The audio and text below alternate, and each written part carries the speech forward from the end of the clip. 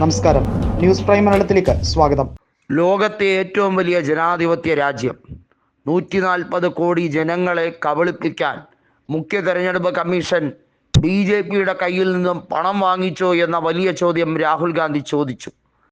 അതിന് മുഖ്യ തെരഞ്ഞെടുപ്പ് കമ്മീഷൻ രാജീവ് കുമാർ കൊടുത്ത മറുപടി, ഞാൻ ആരുടെയും ഏജന്റ് അല്ല.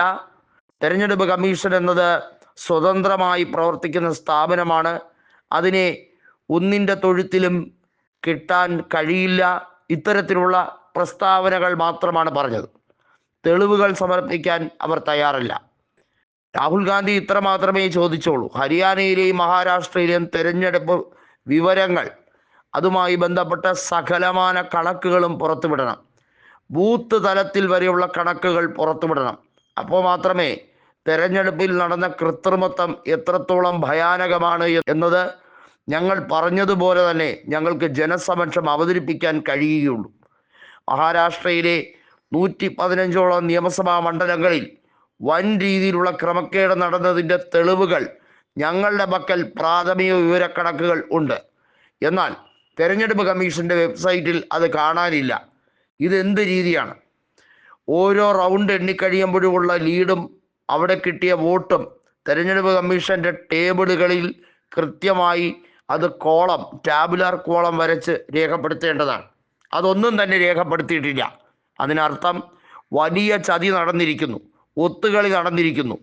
സുപ്രീം കോടതി അതുകൊണ്ടാണ് ഇപ്പോൾ ആ പാനലിൽ, തെരഞ്ഞെടുപ്പ് കമ്മീഷനെ അപ്പോയിൻ്റ് ചെയ്യുന്ന പാനലിൽ അദ്ദേഹം കൂടി വേണം എന്ന് ശാഠ്യം പിടിക്കുന്നത്.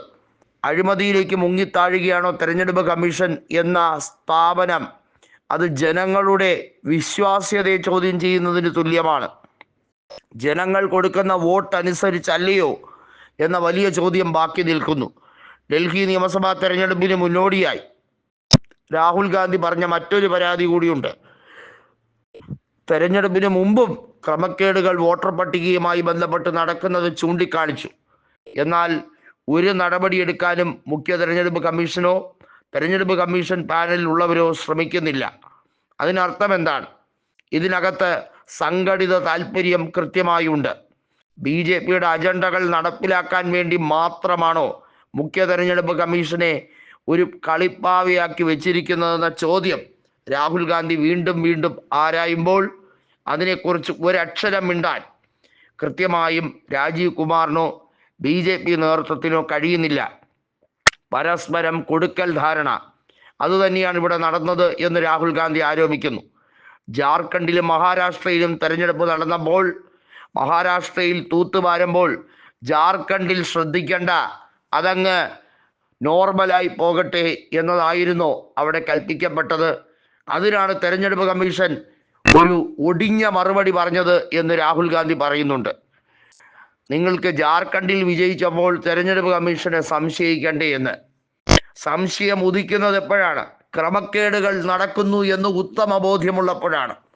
2024 ലോക്സഭാ തെരഞ്ഞെടുപ്പിലെ ഗ്രൗണ്ട് റിപ്പോർട്ട് പ്രകാരം മഹാവികാസ് അഘാദി സഖ്യം 160ഓളം മണ്ഡലങ്ങളിൽ ഒന്നാം സ്ഥാനത്തെത്തി. അത് പെട്ടെന്ന് എങ്ങനെ 50 മണ്ഡലങ്ങളിലേക്ക് ചുരുങ്ങും? അസാധ്യം എന്ന് തന്നെ വ്യക്തം. അവിടെയാണ് ഈ കള്ളക്കളികൾ പുറത്തു വന്നിരിക്കുന്നത്. ആ കാര്യങ്ങളെക്കുറിച്ച് തെരഞ്ഞെടുപ്പ് കമ്മീഷന് പറയാൻ കഴിയില്ല. ആ ഫയലുകൾ, ആ തെളിവുകളെല്ലാം മുക്കിയിരിക്കുന്നു എന്ന കോൺഗ്രസിൻ്റെ ആരോപണം.